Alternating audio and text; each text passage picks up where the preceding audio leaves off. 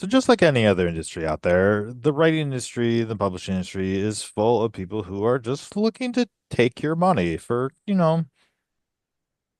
basically they want to scam you because scammers exist everywhere. There's everyone somewhere wants to make a buck without doing any work. They just want to trick you into doing it. So what we want to do today is talk about some real life examples that have happened to people on the call and, maybe some tips on how you can avoid getting caught up in these. So, Beatrice, this happened to you. Take it away.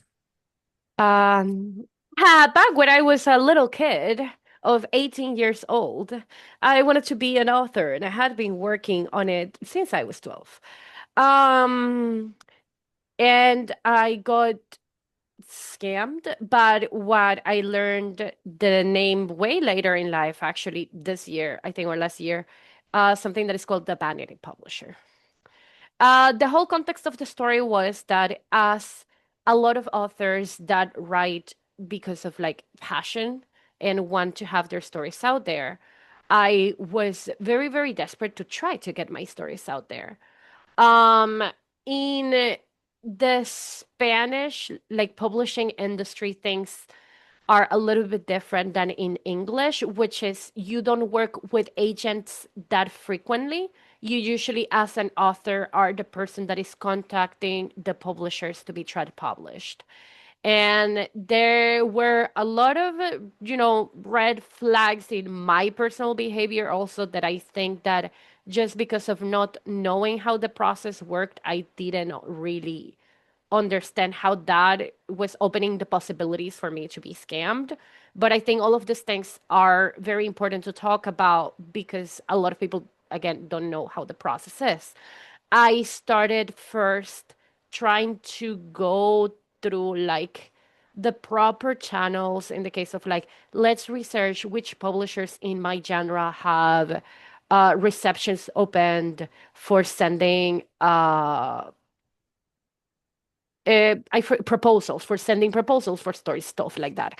And I had been doing that a few years, and I became more and more frustrated and desperate. It's a very common thing as when you are trying to be an author, especially when you're starting your career and publishing is your goal, that you become more and more desperate on it, and then you start trying to do as much as you can to make your chances go a little bit up.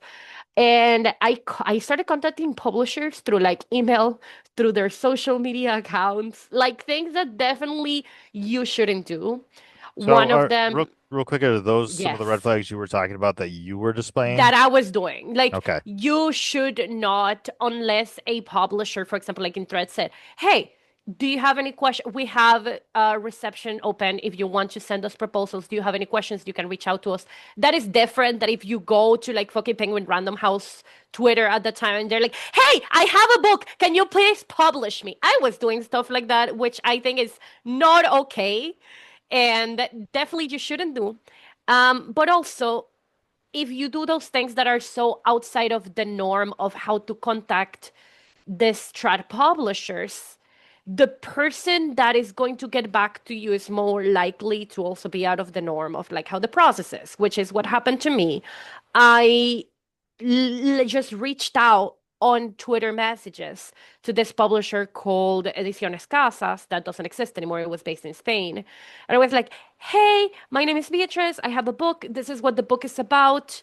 Would you be interested in publishing me? And immediately, it was like probably like 10 minutes. They were like, send us your manuscript. And that is another very big red flag. You shouldn't just like send your manuscript, entire manuscript, because they asked me for the entire manuscript directly to just like whoever asks you for it, especially if there hasn't been a prior conversation of even if they're interested in the story, what it is about. Usually, the way that it works whenever you're not working with an agent is that you make a proposal and you explain what the book is about and you explain what your market is and everything. And then if the publisher reads that they're interested, then the conversation can start. They were immediately send us your manuscript. Long story short, they asked me for a lot of money to publish this thing. And every step along the way, they kept saying, this is just the way it works, and like reassuring me, babying me. It was like an older man, and I was a younger girl. Like I was, I think, 18 or 19. So just like, oh yeah, don't worry, we're going to treat your book with such care because you're so passionate and we're gonna help. And it sounded even like very, very condescending in the way that the entire thing went through. At the end of the day, my family had to actually ask for money because it was dollars. It was not even dollars, it was euros because it was in Spain. I was living in Venezuela. Monetarily, those countries are very different. The book didn't get properly like copy edited even. There were a lot of mistakes. I don't even think that the book was ready for publishing. They did it anyway. There was a physical book. The book was missing one chapter. Huh. The only reason why the cover was good was because I was in college already. I was doing graphic design at the time, and my boyfriend at the time was a professional graphic designer. He did the cover. The interior of the book was absolutely disastrous. It was very, very badly designed. It wasn't even justified text. Like it was just someone grabbed something in the Word document and printed it out. My typography teacher got extremely upset. He was fuming. He started screaming when he saw that book. It was just a reaction that just someone that has spent their entire life with typography understands. They also charged me for services. They charged me for distribution. They originally told me I didn't have to pay anything. And then they said that if I wanted to have books distributed in my country, because again, this was in different country, I had to pay full price, like just retail price, for a minimum of 100 copies, and then sell the books by myself and then give them a percentage of what I had sold. And then when I complained, they said, well, we're so good, you don't have to give us the percentage. You can keep all the things I mean, because we're so good. I think one of the big red flags there that anyone should be looking out for, really in any kind of business, is that when someone continuously comes to you and says, "Oh, well, now you have to pay us for this. Oh, now you have to Yes, pay us for that." exactly. Anytime that the contract changes on a whim, you should uh be concerned. Um, And in the end of the day, they disappeared, actually. They took my money, they disappeared, they don't exist anymore. Um, it was pretty bad. I thought that I had done my research and I saw that they had published other authors. And for me, that was enough research. I would recommend people, if you're researching, because there are indie publishers that are starting, right? So there's not a lot of things about them in socials, but they're good and they're just starting. Reach out to the people that have been published by them, being like, hey, so sorry, like to be sliding your DMs like this. I have been talking to this publisher. I see that you are a published author with them. How has been your experience if you can tell me? Like try to have that kind of like human contact with someone that has had an experience with them. That saved me a little bit from another bad deal that I had, which was my second scam experience, which well, was a real publisher. let's get into that one just a second. So, I want to open the floor to the others as well on this, but do you think that obviously every publishing is different, but when publishers are asking you for money, especially some of the larger ones, do you think that is a red flag that people should be aware of and looking out for? Yeah, because that's not how trad publishing works. I think the thing is that people don't understand that there's differences, and I will let everyone speak. I'm so sorry. My brain is everywhere. Trad publishing is different from vanity publishing, which is different from companies that offer author services, which is different from hybrid publishing. All of those things are separate, and all of those things can coexist and are in theory legal. The thing is when people start confusing one thing with the other. Traditional publishers, as far as I am aware, they are not never going to ask you for absolutely any money in advance. It's just going to be in the contract that whatever royalties are going to be established. Sometimes they pay you in advance instead of in royalties. sometimes you get different deals within the contract of like the first year is going to be in advance, and then starting the second year is going to be royalties. Everything is going to stipulate it there.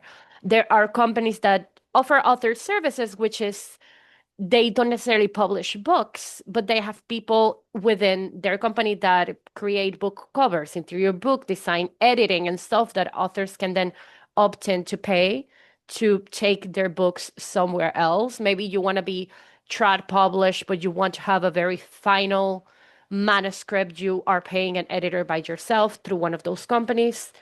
There's hybrid publishing, which I believe do like offer author services and also publish, but you pay for some things and not for other things. You kind of like balance it out. And then there's vanity publishers, which you just send, which is what happened to me. I just didn't know this thing had a name.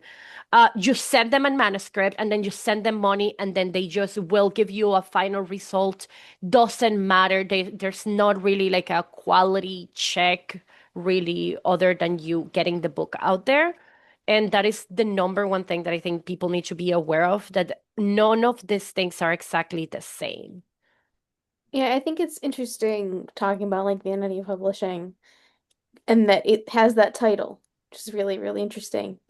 Because, vanity often is, somebody feels, that they're important and all of that.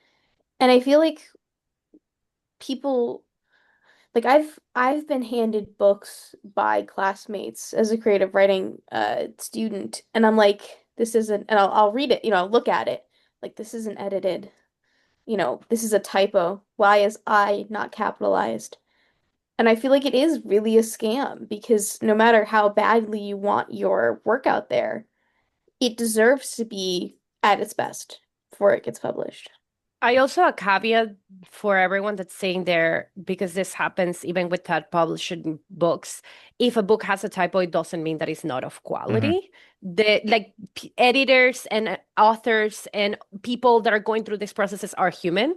So there has to be a level of like understanding when you are reading and consuming content, that if there are many other things that are showing that the book is quality and you see a typo, you see five typos in like 100,000 words book, it doesn't mean that it wasn't edited or it didn't go through a professional process. Because at the end of the day, it's just human, mistakes are human and these things happen, Yeah, even but with the big five. yeah, the ones that I were handed always like, you know, the grammar was not good. There were like too many typos for it to be just a human error thing.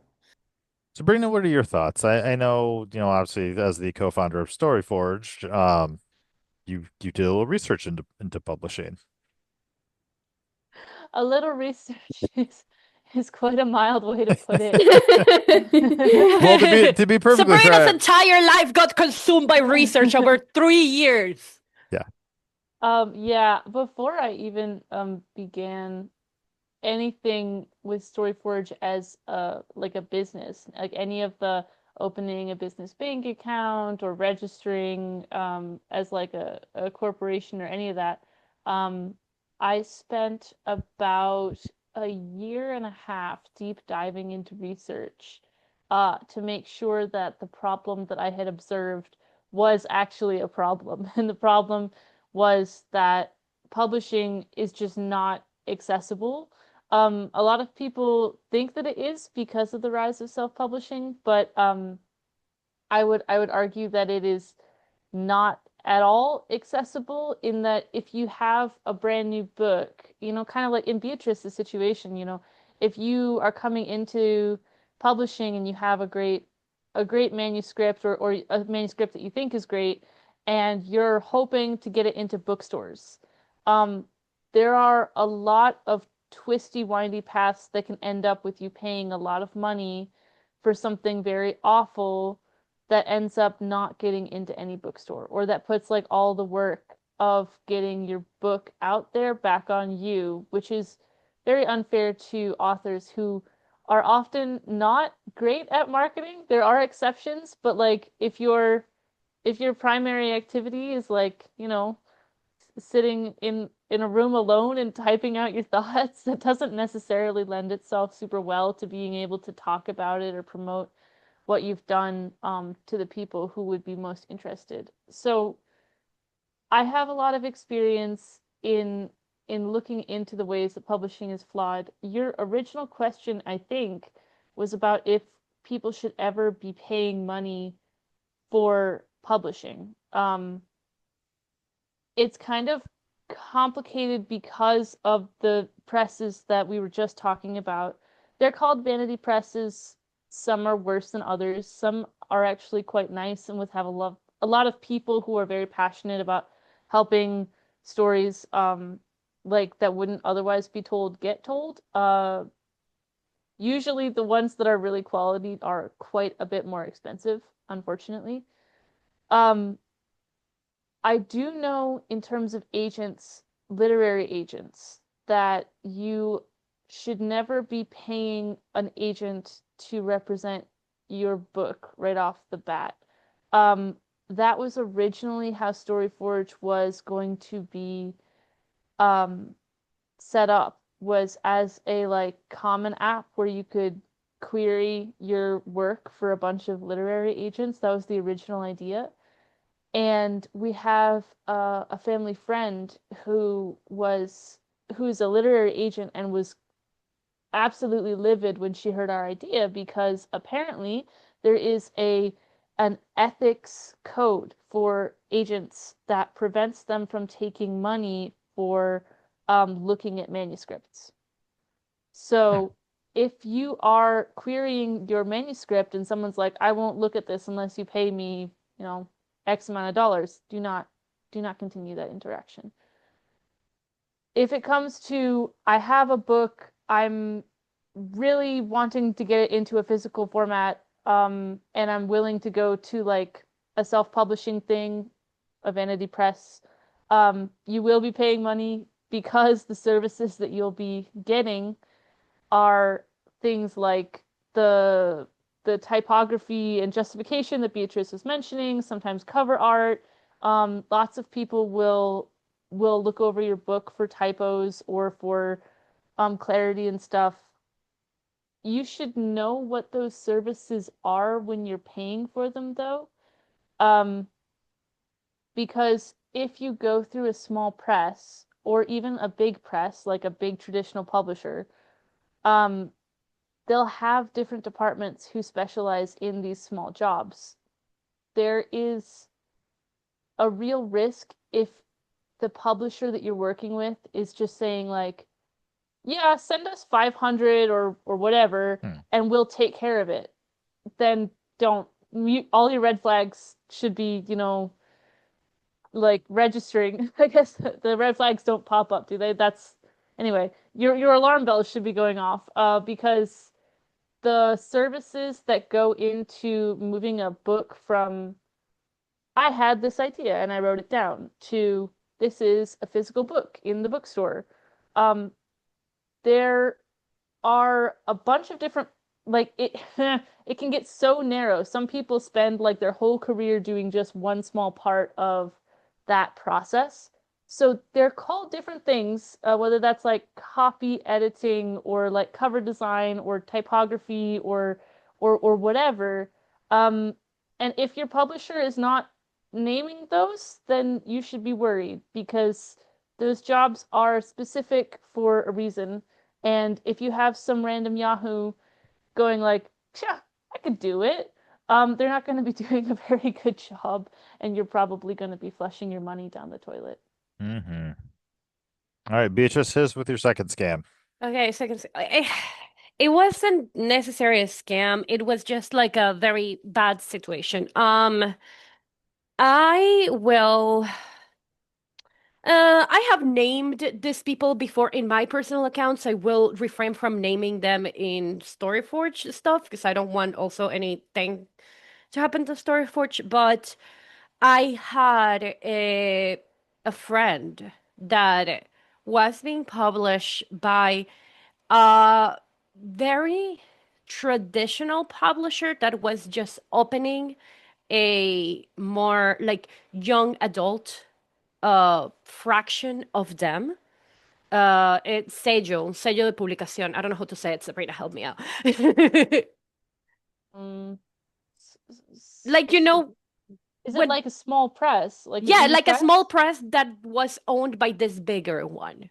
Oh, an Like, imprint. Yeah, yeah, kind of like that. So it was opening an imprint for young adults, and this friend had a good experience with them. They were asking that this author, for author friends recommended, she recommended me, and we started talking. I sent them a proposal, which included very, very specific data about my social media presence. And they liked the social media presence. And then they said, okay, I guess because you have social media presence, we'll publish your stories. Which is true. And at the end of the day, I included that because it's important, especially since this imprint was started, that they know that it's going to be able to be commercialized and it's going to be able to be international distributed. One of the things that I sent them was a list of all of the countries in which I had social media presence. So that way they would be able to distribute over there. Point is that the more that I started getting involved with the process, the more that I realized that there wasn't a lot of professionalism involved. And I think this is important to acknowledge that is a possibility, but also to not generalize and say that all small presses are like this. And it's a very important thing that because I had this unique experience, I don't want people to assume that everything that is not Big Five is not going to be professional. Red flags. The person that was the director of this imprint was the same person that was editing the stories, which was the same person that was contacting the authors.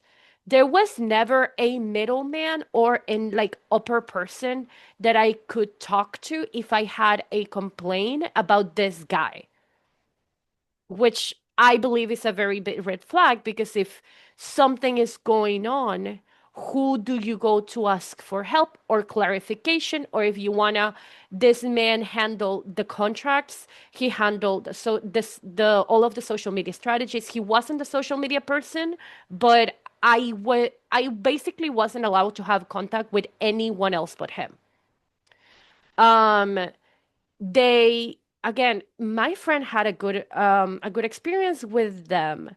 My friend was from the country that the press was, and the big one had a very, very, very strong presence within the country. Like locally, they were the biggest imprint in that country, from Latin America. Um, Alongside me at the same time, I had other friends that also got deals with this guy, really this person. And that is where the red flag started coming in.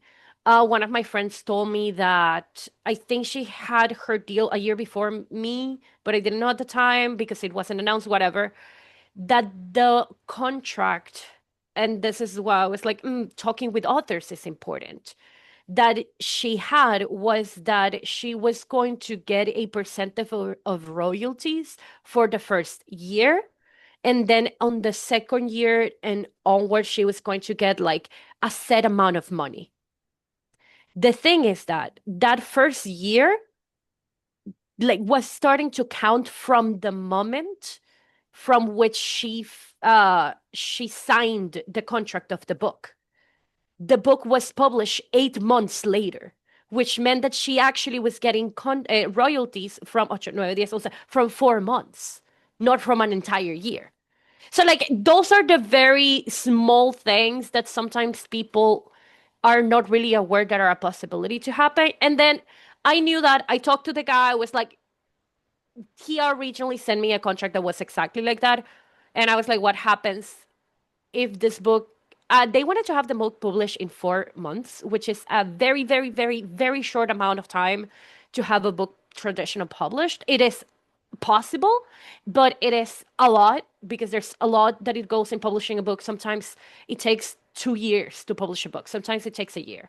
They changed my contract, whatever. It changed to be like a set amount of money for the first year and then the rest royalties. The most important part of like this whole experience was that the non-professionalism of this was very evident since the beginning, but I was so excited about the whole thing that I just kept pushing through things that like I didn't deserve. Uh, I had to basically like how this guy's on messages for him to like pay me. The At the end of the day, they didn't have like money to pay me what they had to pay me as per the contract altogether. So they were going to do it in portions. I had to like for sometimes 2 weeks beg him to pay me some of like the money that legally they had to pay me.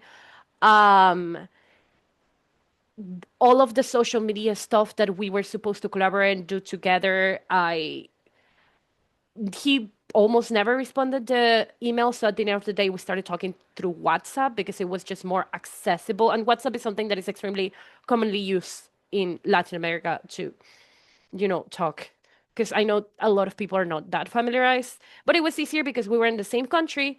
Long story short, because of all of that communication, it became very quickly not a professional communication, and the way that he was talking to me was not a professional one, which until it evolved in harassment, which I will not necessarily say details of it, but all of that was over probably like 7 or 8 months that it just escalated a little bit, in which I knew that there was no one else that I could talk to. I already knew the things about the contract that I wasn't feeling super okay with it. Someone had told me, hey, don't trust their editors, get your own editor. And I paid my own editor separately. But it was again the whole idea of I want to have my book out. So I will push through. And this is not going to be a good experience, but at least it will be out. And at the end, the book wasn't out. The guy would send me voice messages drunk saying how much money they owned to the government and how they were on bankrupt, me, the author, that was going to be published. And at the end, we rescinded the contract. I never got the amount of money that I was supposed to get, but I just wanted to get out of it. But again, this is not a, well, it's my fault, I should know better. It's a cautionary tale to trust your gut and put yourself into the spot that you deserve. And if someone is not treating you how you deserve, if you're not being treated with the respect and the professionalism that you deserve, then it is better to rescind whatever deal that you have. It is better to try to get out of it and try to push forward a little bit more. And I know the desperation of getting published is so real, but it won't be worth your mental health. It won't be worth your physical health. I am very happy we were not in the same country because there was a point that I was legit afraid for my safety with this guy. And it's at the end of the day, the book got tied to trauma and I haven't touched it since. All Not right. cool. Well, what are some other red flags that authors can use or look for, or what are some resources that people can use to try and avoid being scammed? I thought someone else was gonna talk. I was I think Sabrina was about to. oh, okay. Yeah, Sabrina, talk. I don't want to monopolize the conversation. There are a couple of big players in the literary space who do their best to keep things safe for new authors, and I don't have the blog I'm thinking of right to hand, but I will find it and make sure that it's linked Is in it the bottom of this is it YouTube Writer video. Beware? Yes, that's the one. Yeah, it's ready to be It's word. a That's the one that I was gonna wonderful say. it's a wonderful resource. A lot of research and effort has gone into putting up all the red flags that people who are new to the industry should watch out for. And it's done just by a bunch of passionate um, people. It's mostly like one person, but I think that she takes tips from others. Yeah, I So assume that's a. I was scrolling through it earlier. I think that's a lot for one person to do. So I'd be willing to bet there's at least one writer and then just people who just feed or feed them tips all day long. I also do recommend the Creative Writing Wizard, who is a friend of the podcast. And he was before a guest in our small Writing Our Own Story podcast. And that's how I got to know about him. Just as a supplementary source of encouragement, because I think a lot of this things, a lot of the red flags are usually overlooked because we feel discouraged. And I think it's important. He has like an entire encouragement category on his blog on like how to deal with things like imposter syndrome or feeling like you're a failure or like feeling like you're never going to get your book published, stuff like that. That was a very big resource for me lately as I was going through a self-publishing process. And I do feel that if I had something like that when I was going through these things, maybe I would have believed in myself a little bit more enough to say, you know what, I deserve a little bit better. So that's another resource that I think it's pretty good. I think I've got one oh, too go ahead. before we move on. My creative writing professor told us about Poets and Writers, which is a wonderful website that curates um like safe not only like small presses but like literary magazines and agents. So if you're looking for someone who has been screened, you can go to Poets and Writers. I believe like going to search for those services are like entirely free, but it is up to you to like contact that literary magazine or the press or that literary agent. But that is a resource that is, screened, and these are legitimate people. And I think one not to discount would just be social media. If people have Yeah. had a bad experience, man, do they want to talk about it. So people, I mean, there's been a lot of psychological studies done where people are more likely to leave a review if they've had a bad experience versus a good experience. So if there's a lot of people out there that have bad experiences, you can find them if you just, post on Threads, post on Reddit, post on Instagram, Twitter, what have you.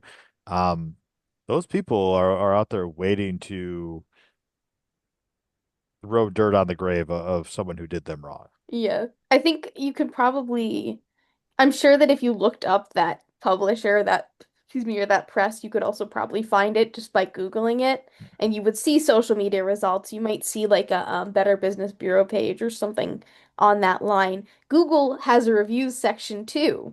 So if that's like just, you look up that publisher and the Google reviews are bad, then, it's entirely possible you could just find that information right from Google. Yeah, there's a lot of options out there.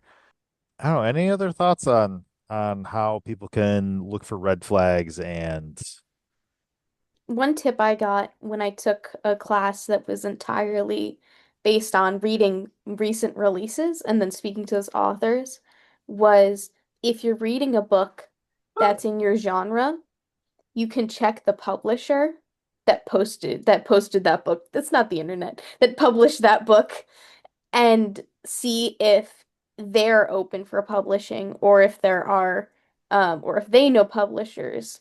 Because a lot of the times, not always, obviously, but if you go to the bookstore, that book is probably published in a more positive light. So you can always like use books themselves as like a jumping off point. If you say, oh, well, and it's not like a big five. It's like, oh, well, this independent press published this book that I really like. Let me reach out to them or like check their website or see if there are, other publishers similar to them. Also, another thing with all of this is like to not be discouraged to try to find either agent representation or be traditionally published or do hybrid or do anything else that if it's feels good with your author path, even self-publishing, right? Um, People are different and there is not a specific like carbon cutout perfect way of becoming a published author. It really depends a lot on the story, on the person, on their time, on how much money they have, how much mental capacity they have to do stuff. And even if it's like what you said, Sabrina, at the end of the day, you just have like a passion project that doesn't really matter to you to go through the traditional channels. You just want to have it physically ready for yourself. Like it's okay if you go to a vanity publisher. It's okay if you go to hybrid. Whatever you choose, just make sure that you are making an informed choice of exactly where you're going through. Because a lot of the scams and a lot of the things that we go through are because we're not necessarily choosing to go through this thing. That's why we call scam, like me. Vanity publishers are a thing. That is not what I thought I was getting into. It's different from the experience of someone that does that willingly. All right. Also, self-publishing is pretty cool. All right. Any other final thoughts? Otherwise, I think we can wrap this one up. I would just ask for people that are watching this to leave their personal, like, what they believe are red flags in the comments, and like kind of like a beware message of just things that they believe people should be aware of. If it's I know that one of the things that I was seeing in the writer beware is that there are people that are impersonating agents contacting authors now because they're getting their information from social media, all of the things, as you said, Tim, social media has been a very important part of connecting people and also making them aware of what resources are legit and what not. So I think it'll be cool if we start creating a resource of awareness in the comments. Yeah, that's true. If someone is contacting you out of the blue, Hmm. unprompted, saying, "We like the look of your story," and they don't have any details about the story, be cautious. We've been getting several Hmm. of those emails to StoryForge, It's kind of because hilarious. it is kind of hilarious because we are associated with publishing in the book world. We get a lot of scammers reaching out to us, going like, "Hey, we like the look of your manuscript." And I'm like, there is no manuscript. There Well, is no manuscript, but thank you. I guess we gotta write one now. Gonna send Yeah. a phony manuscript to these scammers and waste their time. Mm. It'll be I about feel like a draft and Vivek, and it'll be absolute nonsense and waste all of their time. they are not worth the effort. But if you wanted to Yeah. compose an actual StoryForge manuscript that we could troll people with, I would think that was funny. Maybe we can crowdsource it. Everyone in Maybe the we could. comments, alongside with leaving your experiences and your red flags, leave a random sentence. I'm Yeah, kidding, I'm yeah, kidding. please. We'll put them all together. Put it all together. All right. Well, I guess on that note, publishers behaving badly. It's not you, it's them.